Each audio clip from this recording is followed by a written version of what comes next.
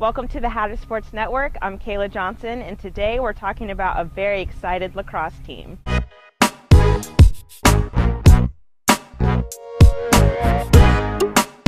The women's lacrosse team made history this past weekend, earning their first victory for the program here at Stetson. It's an understatement when I say they were ecstatic about the win. According to freshman midfielder Malis Broderick, who added a goal during Sunday's game. It was an amazing feeling. Just to get the ball off the draw and go straight to the goal, put it back in net and do it again and again was just the best feeling ever. You could see everyone's spirits go up and us coming together, so it was awesome. And what they thought was going to be a 2-hour game turned out to be an all-day event. Although they defeated Kennesaw 19-7 with many weather delays, the game took nearly 6 hours to play, which added some pressure to the Hatters. It was in the back of my mind how they would react to it, how they would come out. We gave them some coaching points. At that point in the game, it was tied 4-4. Then we explained to them, hey, stay loose, connect with each other in here, talk about some plays, this, that, and the other, but the most important thing is staying loose, staying confident, staying up for this. And that's exactly what they did. Right before we got off the field, our coaches told us to keep our energy up, so we went straight back in the locker room and kept our energy up, cheering, talking about the game, playing music, doing whatever we could to stay in the game, and it worked.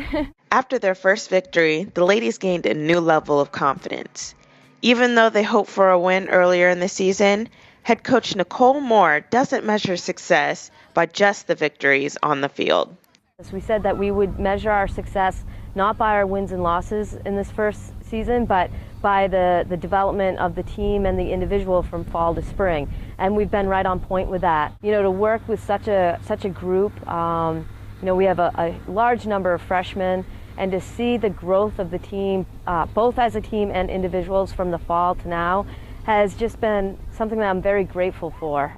Moore's high value and love for education compelled her to start a reading program for her players.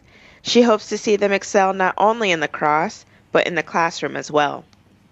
Each player has a book. The first book that we started out with was You Don't Need a Title to Be a Leader, which I thought was appropriate since we do have such a large freshman class, and we needed some individuals to step up in that you don't need that captain role to be a leader. Coaching, there's much more to this than just what happens on the field, and we've instilled that in our program, and I'm very thankful. I'm very proud. In spite of their new definition for success, they do hope for a conference win this weekend. We're off to Howard for our last conference game. I do expect that we will find success there, and when I speak of success with this game, a win. By winning the game against Howard, that would put us in our first ever ASUN conference tournament.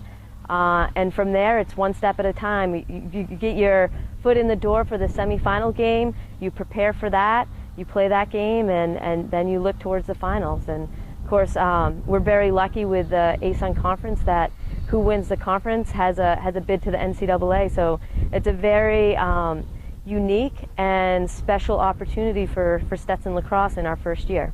On Friday, April 19th, the ladies traveled to Washington, D.C. to take on Howard University.